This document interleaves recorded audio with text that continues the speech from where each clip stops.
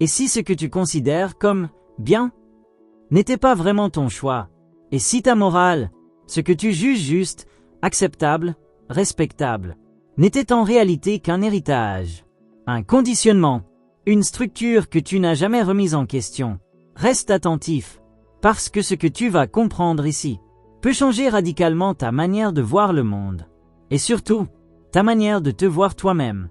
On t'a appris très tôt ce qu'il faut faire, ce qu'il ne faut pas faire, ce qui est bien, ce qui est mal, sans que tu t'en rendes compte. Une grille invisible s'est installée dans ton esprit. Une grille qui te permet de juger, d'évaluer, de condamner, mais aussi de te juger toi-même. Et cette grille, tu ne l'as pas choisie. Elle t'a été transmise par tes parents, par ton éducation, par la société, par la culture dans laquelle tu as grandi. Et au fil du temps, tu l'as intégrée. Tu l'as acceptée, tu l'as adoptée, comme si elle venait de toi. Mais en réalité, elle fonctionne en toi, sans que tu la questionnes. Tu ressens une culpabilité, sans toujours savoir pourquoi. Tu juges certaines actions, sans comprendre l'origine de ton jugement. Tu ressens un malaise, quand tu sors des règles invisibles. Et tu appelles ça ta conscience. Mais est-ce vraiment ta conscience? Ou une voix apprise, une voix répétée? Une voix héritée. Le problème, ce n'est pas qu'il existe des règles. Le problème, c'est de ne jamais les questionner. Parce que lorsque tu suis une morale sans conscience, tu n'es pas libre. Tu es programmé. Tu agis selon des principes que tu n'as jamais examinés. Et cela crée une illusion dangereuse. L'illusion d'être une bonne personne. L'illusion d'agir correctement. Alors qu'en réalité, tu suis simplement un script invisible. Un script collectif. Et ce script a une fonction précise. Maintenir l'ordre. Maintenir la stabilité. Maintenir les individus dans un cadre. Mais ce cadre n'est pas forcément fait pour te libérer. Il est souvent fait pour te contenir. Pour te rendre prévisible, acceptable, contrôlable. Et plus tu t'identifies à cette morale, plus tu t'éloignes de toi-même. Parce que tu ne vis plus selon ce que tu ressens profondément, mais selon ce que tu crois devoir être. Tu deviens conforme, adapté, mais pas authentique. Et ce décalage crée une tension intérieure. Une tension que beaucoup ressentent, sans jamais comprendre pourquoi. Tu fais ce qu'il faut. Tu respectes les règles. Tu agis bien. Mais quelque chose ne sonne pas juste. Comme si tu jouais un rôle. Comme si tu suivais un chemin qui n'est pas entièrement le tien. Et cette sensation vient d'un conflit. Un conflit entre ce que tu es et ce que tu crois devoir être. Mais ce conflit, tu ne le vois pas toujours clairement. Parce que la morale est souvent présentée comme une vérité absolue, comme quelque chose d'évident, indiscutable. Et remettre en question cette morale peut être perçu comme dangereux, comme incorrect, comme inacceptable. Alors tu n'oses pas. Tu préfères rester dans ce cadre, même s'il te limite, même s'il t'empêche de te comprendre vraiment. Mais regarde attentivement. Quand tu juges quelqu'un, quand tu ressens une indignation, quand tu dis c'est mal, d'où vient réellement ce jugement? Est-ce une réflexion consciente ou une réaction automatique? Est-ce une vérité ou une habitude mentale? Et plus tu observes cela, plus tu commences à voir quelque chose. Tu vois que beaucoup de tes jugements sont instantanés, rapides, sans analyse, comme des réflexes. Et ces réflexes ne viennent pas de toi, ils viennent d'un système que tu as intégré, un système de valeurs, un système de normes, un système qui t'a été transmis et que tu continues à reproduire. Et ce système ne s'arrête pas aux autres, il s'applique aussi à toi. Tu te juges, tu te critiques, tu te limites, tu ressens de la culpabilité, même quand personne ne te regarde, comme si une autorité intérieure te surveillait. Et cette autorité, tu la portes en toi, mais elle n'est pas née avec toi. Elle s'est construite, progressivement, silencieusement, et tant que tu ne la vois pas, tu continues à lui obéir, sans même t'en rendre compte. Mais à partir du moment où tu commences à l'observer, quelque chose change. Tu vois les règles, tu vois les réactions, tu vois les jugements apparaître. Et au lieu de les suivre immédiatement, tu peux les questionner. Tu peux te demander, est-ce que cela correspond vraiment à ce que je suis? Ou est-ce que je suis en train de reproduire quelque chose? Et cette question est puissante, parce qu'elle ouvre une brèche dans l'automatisme, une brèche dans le conditionnement. Et dans cette brèche, une possibilité apparaît. La possibilité de ne plus suivre aveuglément. La possibilité de réfléchir. La possibilité de choisir. Mais ce moment est aussi inconfortable, parce que remettre en question la morale, c'est perdre des repères. C'est entrer dans une zone floue. Une zone où tout n'est plus aussi clair. Où les réponses ne sont plus évidentes. Et cette incertitude peut faire peur, parce qu'elle enlève la sécurité. Mais elle ouvre aussi quelque chose de plus profond. Une recherche, une exploration, un retour vers quelque chose de plus personnel, de plus authentique. Mais ce chemin demande du courage, parce que tu vas rencontrer des résistances extérieures, mais surtout intérieures, des voix qui te diront de revenir en arrière, de rester conforme, de ne pas aller trop loin. Et ces voix ne sont pas là par hasard, elles font partie du système. Elle protège ce qui a été construit. Mais si tu continues à observer, sans fuir, sans te précipiter, tu commences à voir au-delà. Tu commences à voir que la morale peut être utilisée comme un outil de contrôle, un outil de pression, un outil qui définit ce qui est acceptable et ce qui ne l'est pas.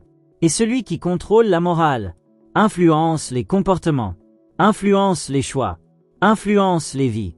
Et à ce moment-là, une autre question apparaît, plus profonde, plus dérangeante. Si ce que tu appelles bien et mal n'est pas totalement à toi, alors sur quoi bases-tu vraiment tes décisions? Cette question, elle n'est pas confortable, parce qu'elle enlève une illusion importante. L'illusion de savoir pourquoi tu fais ce que tu fais. Pendant longtemps, tu as cru que tes choix étaient évidents, naturels, logiques, mais en regardant de plus près, tu commences à voir autre chose. Tu vois des influences, des automatismes, des réactions conditionnées. Et cela change tout.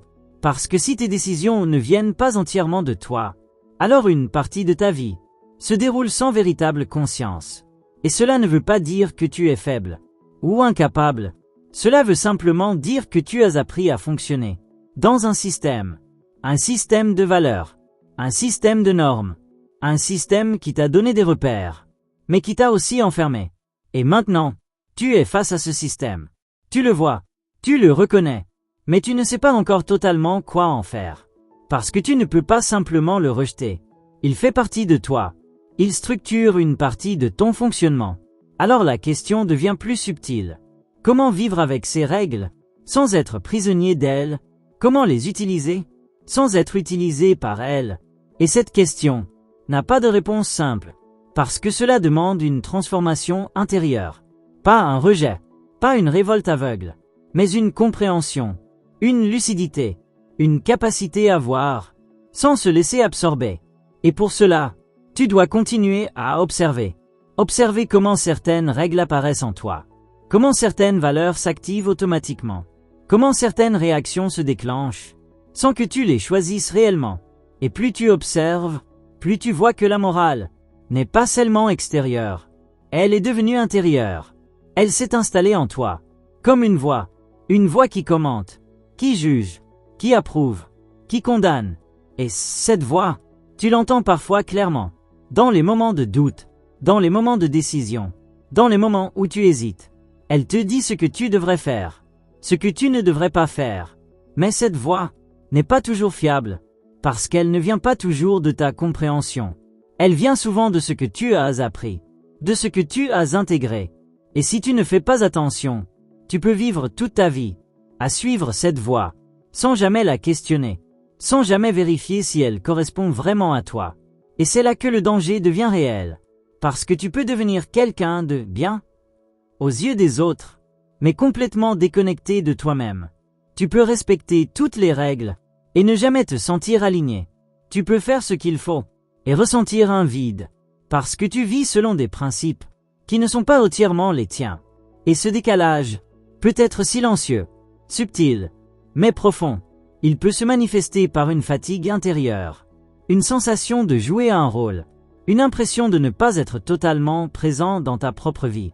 Et cette sensation, beaucoup la ressentent, mais peu la comprennent, parce qu'ils continuent à croire que suivre la morale suffit, que respecter les règles suffit. Mais ce n'est pas le cas, parce que vivre pleinement demande autre chose, demande une implication, une présence, une authenticité.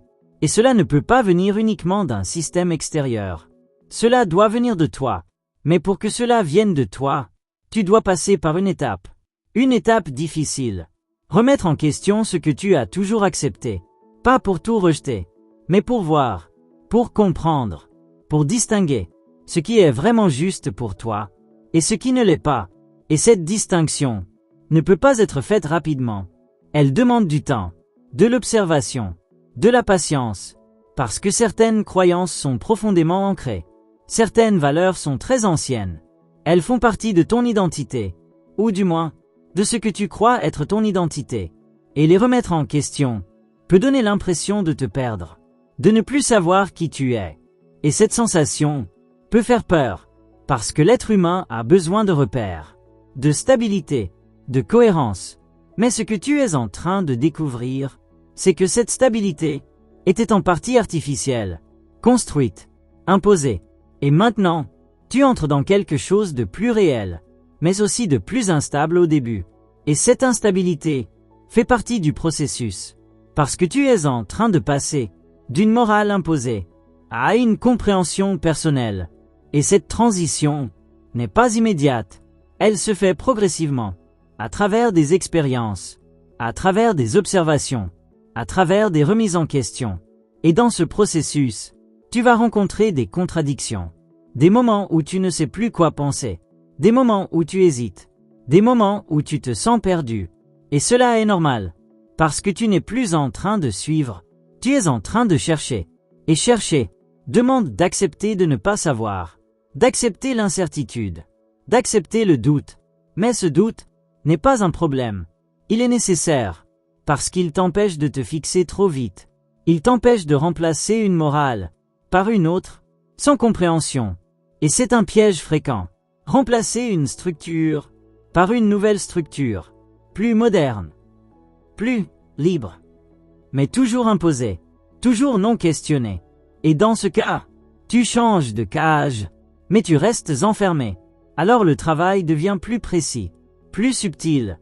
Il ne s'agit plus seulement de voir les anciennes règles, mais aussi de voir comment ton esprit essaie d'en recréer de nouvelles. Comment il cherche à se rassurer, à se stabiliser, à se définir. Et cela demande une vigilance constante, une attention, une présence, pas une présence tendue, mais une observation continue. Et dans cette observation, tu commences à sentir quelque chose de différent, quelque chose qui ne vient pas d'un système, quelque chose qui ne vient pas d'une règle, mais d'une perception directe, une sensation intérieure, un ressenti, une forme de justesse, pas imposée, pas dictée, mais ressentie. Et cette sensation devient un point de référence, un point de départ. Mais pour qu'elle soit claire, tu dois continuer à enlever le bruit des conditionnements, le bruit des jugements automatiques, le bruit des attentes. Et cela demande du temps, parce que le bruit est constant. Il revient, encore et encore. Mais chaque fois que tu le vois, tu te rapproches de quelque chose de plus simple, de plus direct, de plus vrai. Et dans ce mouvement, ta manière de décider change. Tu ne décides plus uniquement selon des règles. Tu ne décides plus uniquement selon ce que tu as appris. Tu commences à ressentir, à percevoir, à écouter autre chose.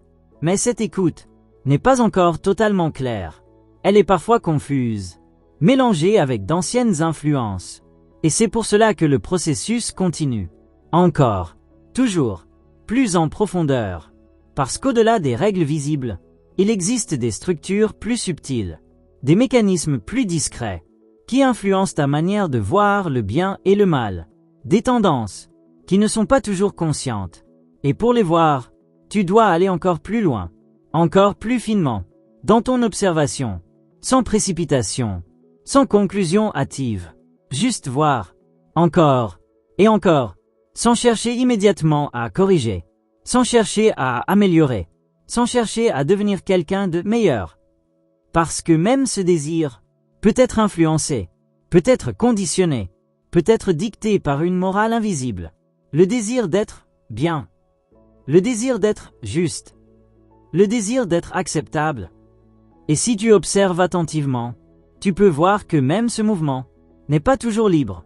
Il peut venir d'une pression, d'une comparaison, d'une peur d'être rejeté, d'une envie d'être validé. Et tant que tu ne vois pas cela, tu continues à avancer dans une direction qui ne t'appartient pas totalement. Mais quand tu le vois, quelque chose ralentit, quelque chose s'arrête. Pas complètement, mais suffisamment pour créer un espace. Un espace où tu peux regarder plus clairement. Et dans cet espace, une autre dimension apparaît.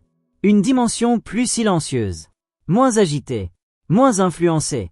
Une dimension où tu n'as pas besoin de te positionner immédiatement. Pas besoin de dire c'est bien ou c'est mal. Pas besoin de juger. Pas besoin de conclure. Juste observer. Et cette manière d'être est nouvelle. Parce que tu as été habitué à réagir, à évaluer, à décider rapidement. Mais ici, tu restes avec ce qui est, sans intervenir tout de suite. Et cela change la qualité de ton expérience. Parce que les choses ne sont plus filtrées immédiatement. Elles apparaissent avec plus de clarté, plus de détails, plus de nuances. Et dans cette clarté, tu commences à voir des choses que tu ne voyais pas avant. Par exemple, tu peux voir que certaines actions que tu considérais comme bonnes sont parfois motivées par la peur. La peur d'être jugé, la peur de ne pas être accepté, la peur de ne pas correspondre. Et à l'inverse, certaines actions que tu jugeais mauvaises peuvent parfois contenir une forme de vérité, une forme d'authenticité, une forme de sincérité, et cela remet en question quelque chose de profond. L'idée que le bien et le mal sont toujours clairs, toujours définis, toujours évidents, mais en réalité, ils sont souvent mélangés, complexes, contextuels, et cette complexité, la morale simplifie, elle réduit, elle catégorise, elle transforme le réel en quelque chose de plus facile à gérer, mais aussi de moins précis, de moins fidèle, et en simplifiant, elle te donne des réponses rapides, mais elle t'empêche de voir en profondeur. Et c'est là que tu commences à comprendre le véritable danger. Pas le danger d'avoir une morale, mais le danger de s'y accrocher sans conscience. Le danger de croire qu'elle est absolue, qu'elle ne doit jamais être remise en question. Parce qu'à ce moment-là, elle devient rigide, fermée, limitante, et elle empêche toute évolution. Parce que voir différemment devient difficile. Changer devient dangereux. Explorer devient interdit. Et pourtant, la réalité n'est pas figée. Elle change, elle évolue, elle se transforme. Et si ta manière de voir reste rigide, tu entres en conflit avec ce mouvement. Tu essaies de faire entrer le réel dans des catégories fixes. Et ce décalage crée des tensions, des incompréhensions, des jugements rapides, et parfois même des conflits avec les autres. Parce que chacun porte sa propre morale, ses propres règles, ses propres limites. Et quand ces morales s'opposent, chacun croit avoir raison. Chacun défend sa vision, sans toujours voir que cette vision est construite, conditionnée, influencée, et cela crée une illusion collective. L'illusion que le bien et le mal sont universels, alors qu'ils sont souvent interprétés, modelés, adaptés selon les contextes. Et cela ne veut pas dire que tout est relatif, que rien n'a de valeur. Mais cela veut dire que ce que tu crois être évident mérite d'être exploré, d'être compris, pas simplement accepté. Et cette exploration te ramène encore une fois à toi, à ta perception, à ta manière de voir, à ce qui se passe en toi, quand tu juges, quand tu approuves, quand tu rejettes. Et plus tu observes cela, plus tu vois que la morale n'est pas seulement une structure extérieure, mais un mouvement intérieur, un processus, un mécanisme qui se déclenche automatiquement. Et en voyant ce mécanisme, tu peux commencer à te détacher. Pas totalement, pas immédiatement, mais suffisamment pour ne plus être entièrement pris dedans. Et dans ce détachement, une nouvelle manière de fonctionner apparaît. Une manière plus consciente, plus ouverte, plus flexible, mais aussi plus exigeante. Parce que tu ne peux plus te cacher derrière des règles. Tu ne peux plus dire « c'est comme ça ». Tu es face à tes choix, à ta responsabilité, à ta perception. Et cela demande une attention constante. Parce que tu ne peux plus fonctionner en pilote automatique. Tu dois être présent, observer, comprendre, sentir. Et cela peut sembler plus difficile, plus complexe, mais c'est aussi plus réel, plus vivant, plus proche de ce que tu es vraiment. Et dans ce mouvement, une autre question commence à émerger, encore plus profonde, encore plus essentielle. Si tu ne peux plus te reposer entièrement sur une morale imposée, si tu ne peux plus suivre aveuglément des règles, alors comment agir, sans te perdre, sans te mentir, sans retomber dans un autre conditionnement? Cette question, elle ne demande pas une réponse immédiate. Elle demande une présence, une attention différente. Parce que tant que tu cherches une règle claire, une formule, une méthode définitive, tu recrées le même schéma. Tu remplaces une morale par une autre. Tu changes les mots, mais le mécanisme reste le même. Chercher à être guidé de l'extérieur. Chercher à être rassuré. Chercher à être sûr. Mais ici, il n'y a pas de sécurité absolue. Il n'y a pas de règle universelle qui s'applique à chaque instant. Il y a une réalité vivante, changeante. Et face à cette réalité, tu es invité à être présent. Vraiment présent. Pas seulement physiquement, mais intérieurement. Présent à ce qui se passe en toi. Présent à ce qui se passe autour de toi. Sans filtre immédiat. Sans jugement instantané. Et dans cette présence, quelque chose commence à apparaître. Pas une règle, pas une morale, mais une compréhension directe. Une perception fine, qui ne passe pas par les catégories habituelles. Tu vois une situation, et au lieu de réagir automatiquement, tu restes avec, tu observes, tu ressens, tu laisses les choses se dévoiler. Et dans ce silence, dans cet espace, une réponse peut émerger. Pas une réponse pensée à l'avance, pas une réponse copiée, mais une réponse adaptée, vivante, alignée avec ce moment précis. Et cette manière d'agir est très différente, parce qu'elle ne vient pas d'un principe fixe. Elle vient d'une intelligence en mouvement. Une intelligence qui ne se répète pas mécaniquement. Qui s'ajuste, qui s'adapte, qui reste ouverte. Mais pour que cette intelligence soit accessible, il faut que le bruit diminue. Le bruit des jugements, le bruit des peurs, le bruit des automatismes. Et ce bruit, tu ne peux pas simplement le faire taire. Tu dois le voir, le reconnaître, sans t'y identifier complètement. Et plus tu fais cela, plus il perd de son intensité, plus il devient transparent. Et dans cette transparence, quelque chose devient plus clair. Tu commences à sentir quand une action vient de la peur, quand une parole vient du besoin d'approbation, quand une décision vient d'une habitude. Et cette clarté te donne une possibilité, pas celle de tout contrôler, mais celle de ne pas suivre aveuglément. Et c'est là que réside une forme de liberté. Pas une liberté théorique, mais une liberté dans l'instant. Le fait de ne pas être totalement conditionné. Le fait de pouvoir voir avant d'agir. Mais cette liberté n'est pas encore stable. Elle apparaît, puis disparaît. Parfois tu es conscient. Parfois tu retombes dans l'automatique. Et cela fait partie du processus. Parce que ce que tu es en train de transformer est profondément enraciné. Ce ne sont pas seulement des idées. Ce sont des structures, des habitudes, des réflexes. Et ces réflexes ont été renforcés pendant des années. Alors ils ne disparaissent pas instantanément. Mais chaque fois que tu vois, tu crées une ouverture. Chaque fois que tu observes sans suivre, tu affaiblis le mécanisme. Et petit à petit, une nouvelle manière d'être se stabilise.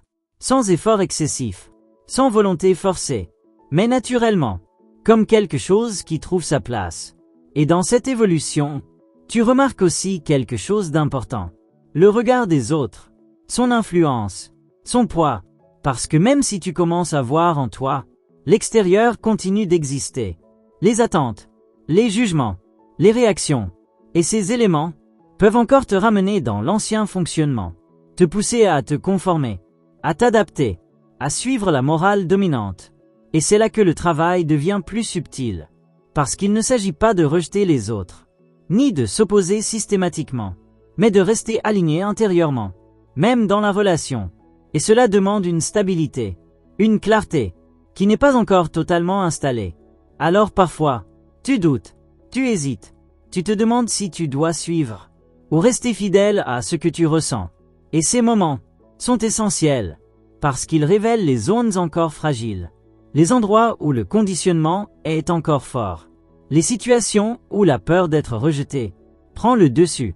Et en voyant cela, sans te juger, sans te condamner, tu continues à apprendre, à comprendre, à affiner ta perception.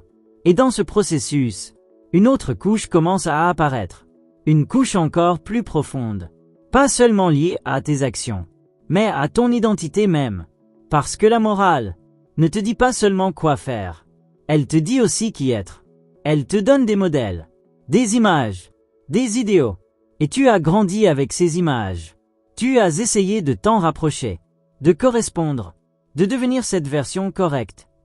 Mais en faisant cela, tu as peut-être laissé de côté certaines parties de toi, des parties qui ne rentraient pas dans le cadre, des aspects que tu as jugés inacceptables, inappropriés. Et ces parties n'ont pas disparu. Elles sont restées dans l'ombre, dans l'inconscient.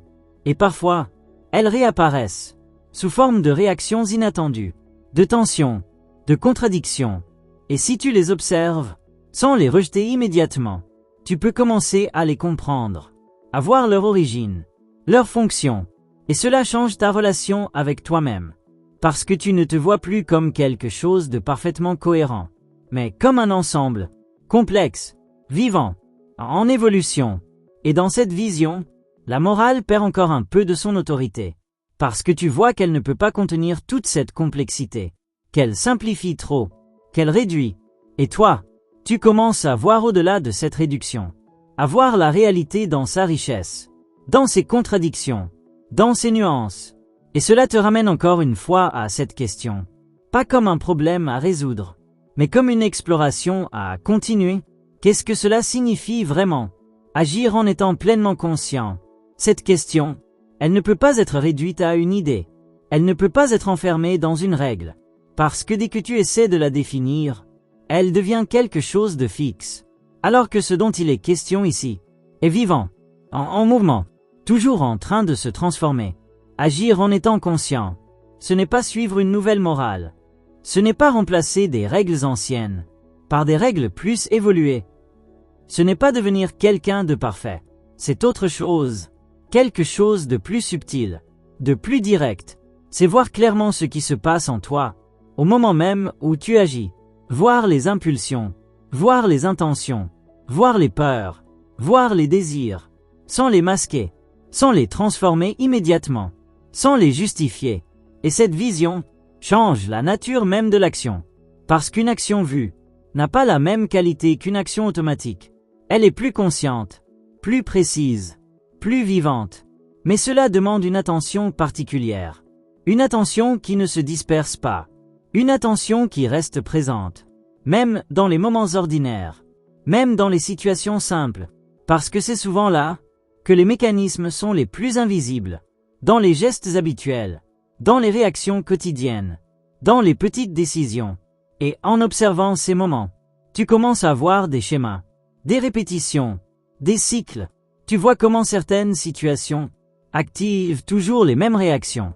Comment certaines paroles déclenchent toujours les mêmes émotions. Et cette répétition révèle quelque chose. Elle montre qu'il y a un programme, un fonctionnement installé. Et tant que ce programme n'est pas vu, il continue de se répéter, encore et encore. Mais dès qu'il est vu, même brièvement, il commence à perdre de sa force. Pas complètement, pas immédiatement, mais suffisamment pour créer un espace. Et dans cet espace, une autre possibilité apparaît. La possibilité de ne pas réagir de la même manière. Pas parce que tu te forces, mais parce que tu vois. Et voir est déjà un changement. Un changement silencieux, mais profond. Parce que tu passes d'un fonctionnement automatique à un fonctionnement conscient. Et cette transition est au cœur de tout. Mais elle n'est pas simple. Parce qu'elle demande de rester présent. Même quand c'est inconfortable. Même quand ce que tu vois en toi n'est pas agréable. Parce que parfois, ce que tu observes va à l'encontre de l'image que tu avais de toi. Tu peux voir de la peur, là où tu pensais être courageux. Tu peux voir du besoin, là où tu pensais être indépendant. Tu peux voir de la manipulation, là où tu pensais être sincère. Et ces découvertes peuvent être difficiles à accepter, parce qu'elles bousculent ton identité. Elles remettent en question ce que tu croyais être. Mais si tu restes avec cela, sans fuir, sans te juger trop vite, quelque chose de plus profond se révèle. Une honnêteté, une clarté, une relation plus vraie avec toi-même. Et dans cette relation, tu n'as plus besoin de te mentir. Tu n'as plus besoin de te protéger derrière une image. Tu peux voir ce qui est, même si ce n'est pas parfait, même si ce n'est pas conforme à une morale. Et c'est là que quelque chose change vraiment. Parce que la transformation ne vient pas d'un effort pour devenir quelqu'un de mieux. Elle vient de la compréhension, de la vision, de la lucidité. Et cette lucidité n'est pas dure, elle n'est pas violente, elle est simplement claire. Elle voit sans déformer, sans exagérer, sans minimiser. Et dans cette clarté, les choses trouvent leur place, naturellement, sans forcer, sans imposer. Mais ce processus ne s'arrête pas là. Parce qu'en continuant à observer, tu peux aller encore plus loin, encore plus profondément. Tu peux commencer à voir, non seulement ce que tu fais, mais pourquoi tu le fais. Les motivations, les intentions cachées, les mécanismes plus subtils. Et ces mécanismes sont souvent invisibles au début, parce qu'ils sont intégrés. Ils font partie de ton fonctionnement habituel. Mais avec le temps, avec l'attention, ils deviennent perceptibles. Et quand tu les vois, tu comprends davantage. Tu vois les liens, tu vois les causes, tu vois les enchaînements. Et cette compréhension apporte une forme de liberté. Pas une liberté absolue, mais une liberté croissante. Une liberté qui s'élargit à mesure que tu vois. Et dans cette liberté, ta manière d'agir change. Elle devient moins rigide, moins dictée, moins influencée. Mais elle n'est pas encore totalement stable. Parce qu'il reste encore des zones inconscientes. Des parties que tu n'as pas encore explorées, des couches plus profondes. Et ces couches continuent d'agir, de manière subtile, de manière indirecte. Et pour les voir, l'attention doit devenir encore plus fine, encore plus silencieuse, encore plus ouverte, pas pour contrôler, mais pour comprendre.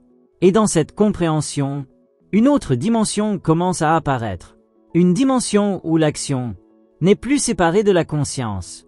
Où voir et agir commence à se rapprocher, sans se confondre complètement, parce qu'il reste encore une distance, une légère séparation, entre le moment où tu vois, et le moment où tu agis.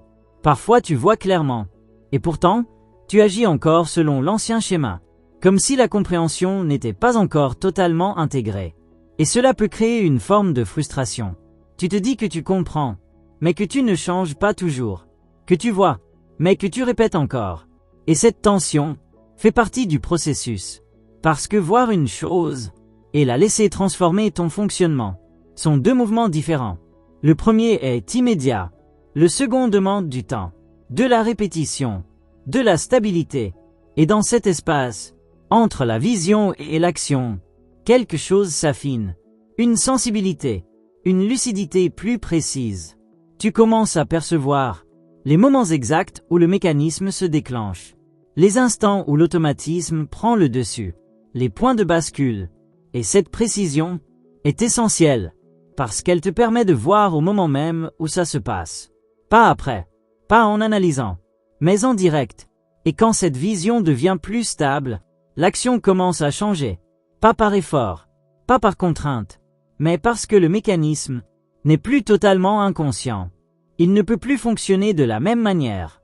Mais malgré cela, il reste encore quelque chose de plus profond, plus subtil, parce que même en voyant les mécanismes, même en observant les réactions, il peut rester une forme d'identification, une sensation d'être celui qui agit, d'être celui qui décide.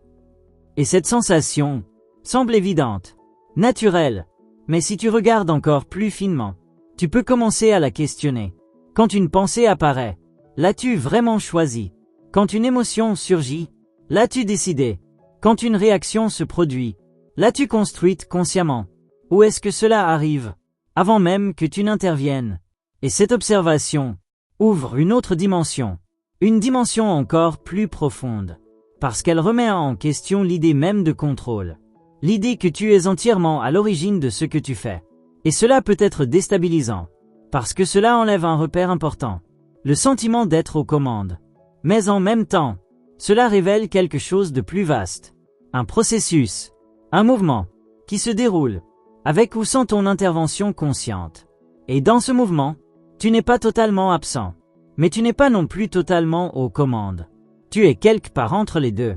Un point de conscience, un point d'observation, qui peut voir, sans toujours diriger.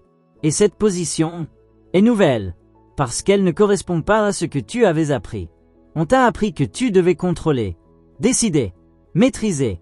Mais ici, tu découvres autre chose. Une participation différente, moins autoritaire, moins rigide, plus attentive, plus ouverte. Et dans cette ouverture, une intelligence plus large commence à apparaître. Une intelligence qui ne passe pas uniquement par la volonté, mais par la perception, par la compréhension, par la présence. Et cette intelligence agit différemment. Elle ne force pas. Elle ne résiste pas de manière excessive. Elle voit. Elle comprend. Et à partir de là, l'action se transforme.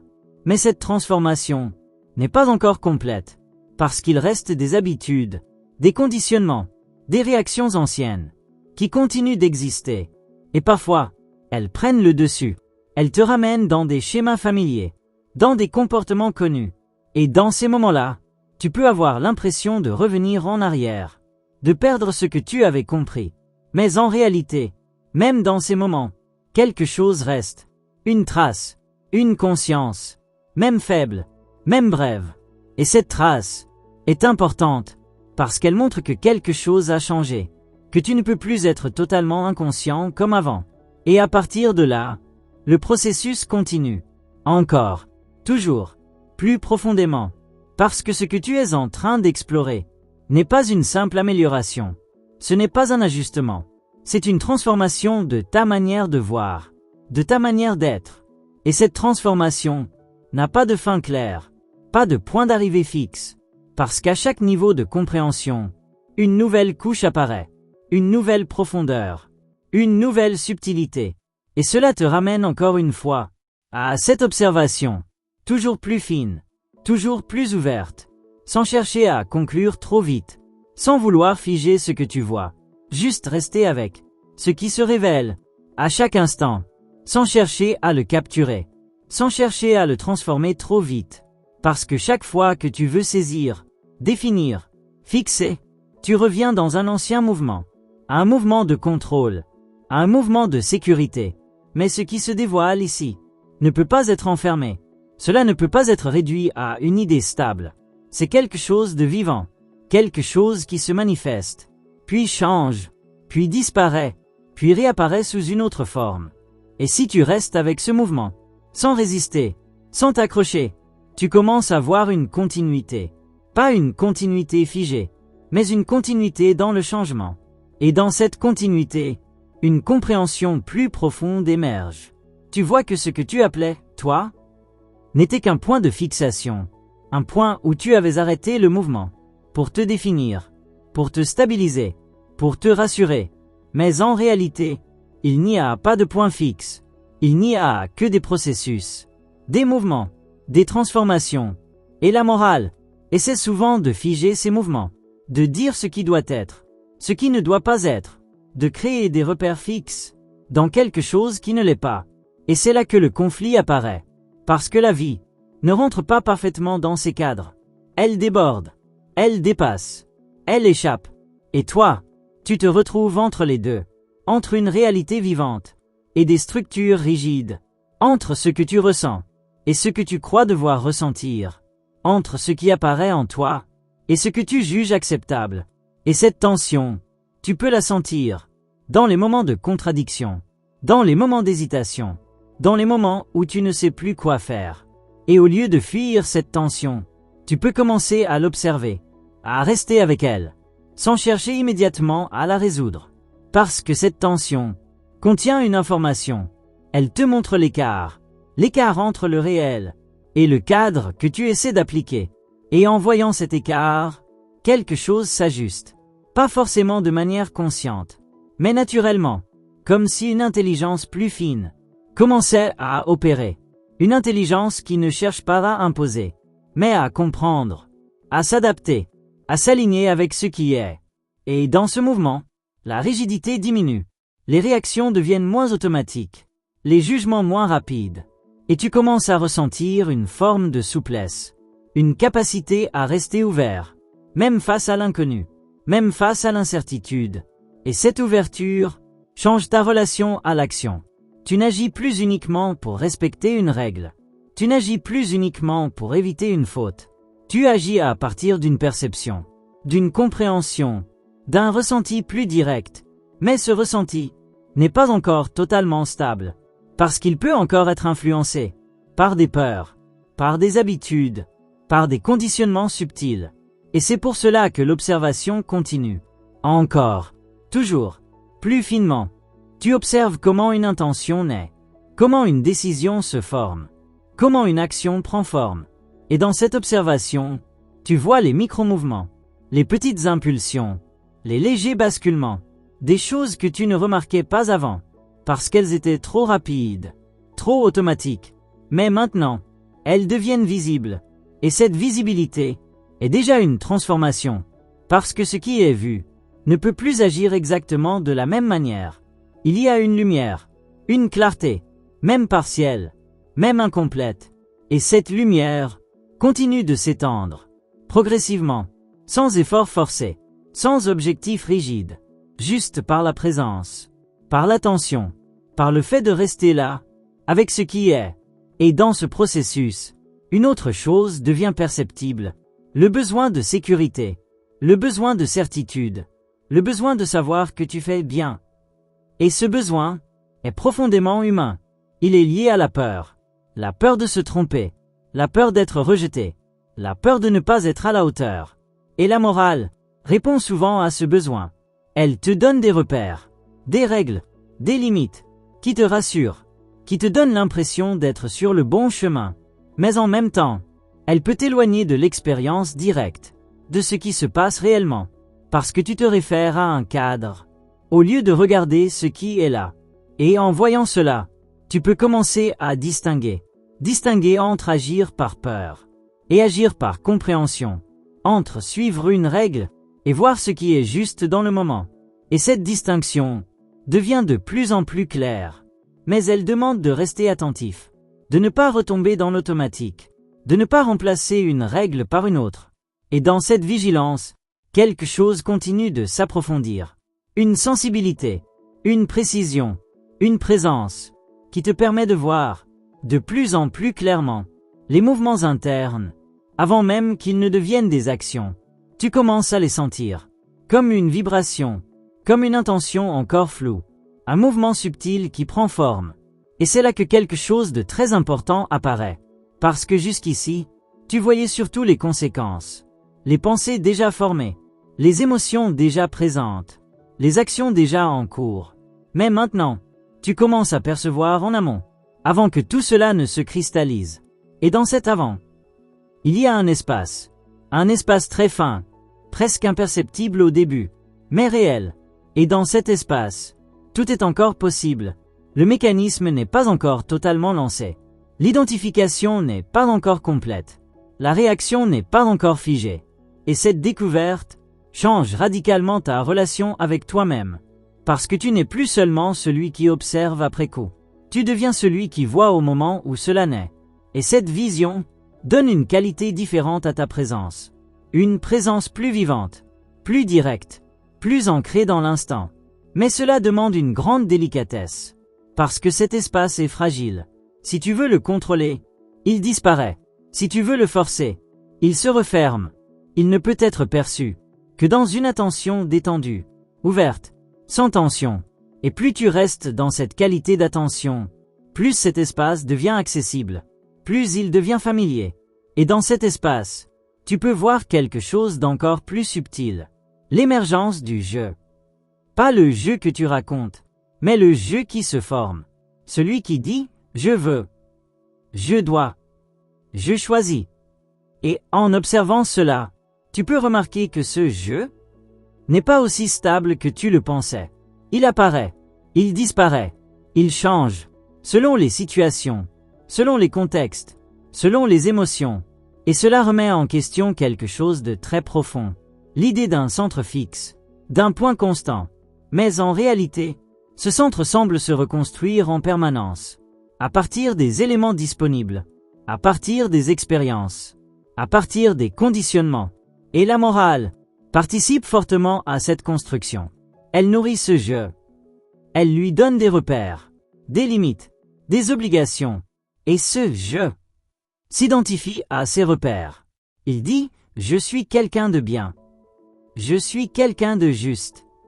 Je suis quelqu'un de correct. » Mais en regardant de plus près, tu peux voir que ces affirmations sont construites. Elles reposent sur des critères, sur des règles, sur des valeurs apprises. Et si ces valeurs changent, alors ce jeu change aussi, ce qui montre qu'il n'est pas fixe, pas absolu, pas indépendant. Et cette observation peut créer une sensation étrange, comme si le sol se dérobait légèrement, comme si ce que tu pensais être solide était en réalité mouvant. Mais en même temps, cela ouvre une autre perspective. Parce que si ce « je » est construit, alors il peut être vu, il peut être compris, et surtout, il n'est pas obligé de te définir entièrement. Et dans cette compréhension, une forme de légèreté apparaît. Tu n'as plus besoin de maintenir une image. Tu n'as plus besoin de défendre une identité à tout prix.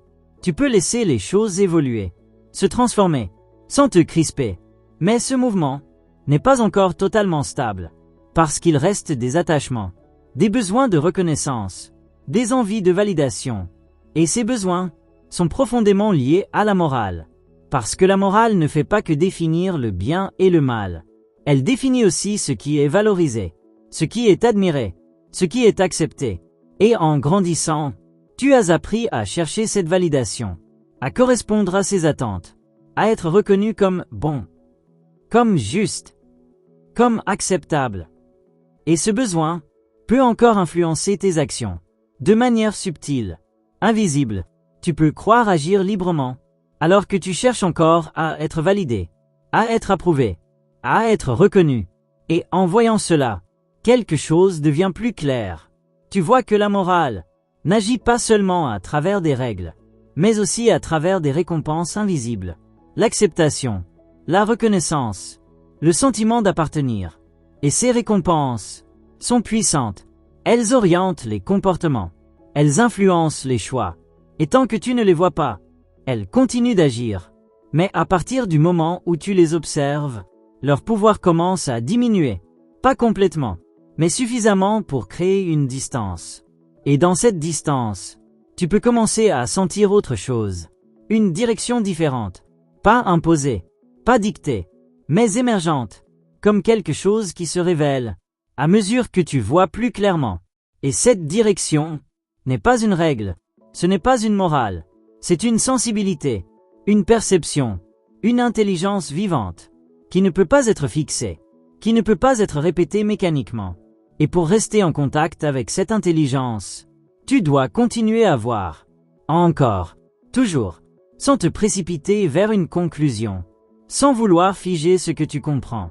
Juste rester présent, à ce qui apparaît, à ce qui se transforme, à ce qui se révèle, instant après instant, sans forcer, sans chercher à tout maîtriser. Parce qu'à ce niveau, tu comprends que ce n'est pas une question de perfection. Ce n'est pas une question de devenir quelqu'un d'irréprochable. Ce n'est même pas une question de toujours faire le bon choix. C'est une question de lucidité, une question de présence, une question de relation avec toi-même. Plus tu vois, plus quelque chose s'allège. Parce que tu n'es plus enfermé dans une seule manière d'être. Tu n'es plus obligé de suivre aveuglément. Tu n'es plus totalement pris dans des réactions automatiques. Il y a de l'espace. Un espace pour ressentir. Un espace pour comprendre. Un espace pour agir autrement. Et dans cet espace, une forme de liberté apparaît. Pas une liberté spectaculaire. Pas une liberté idéalisée. Mais une liberté simple, silencieuse. Le fait de ne pas être entièrement conditionné. Le fait de pouvoir voir, avant de suivre. Le fait de pouvoir rester présent, même quand les anciens mécanismes apparaissent. Et cette liberté grandit, Petit à petit, à chaque observation, à chaque moment de lucidité, à chaque instant où tu ne fuis pas ce que tu vois. Ce n'est pas un chemin rapide. Ce n'est pas un chemin facile. Mais c'est un chemin réel. Un chemin qui te rapproche. Pas d'une image idéale, mais de quelque chose de plus vrai, plus vivant, plus aligné. Et plus tu avances dans cette direction, plus une évidence s'installe. Tu n'as pas besoin de suivre une morale imposée pour être juste. Tu n'as pas besoin de correspondre à un modèle pour être entier. Tu as besoin de voir, de comprendre, de rester présent. Encore, et encore, et encore, parce que c'est dans cette présence que tout se transforme. Naturellement, sans forcer, sans masquer, sans tricher. Et si cette réflexion a résonné en toi, si tu sens que ça t'a fait voir les choses différemment, alors reste dans cette dynamique. Abonne-toi pour continuer ce voyage avec moi dans les prochains chapitres. Laisse un like si ce contenu t'a apporté quelque chose. Et dis-moi en commentaire, est-ce que tu as déjà ressenti ce conflit entre ce que tu ressens vraiment et ce que tu crois devoir être ?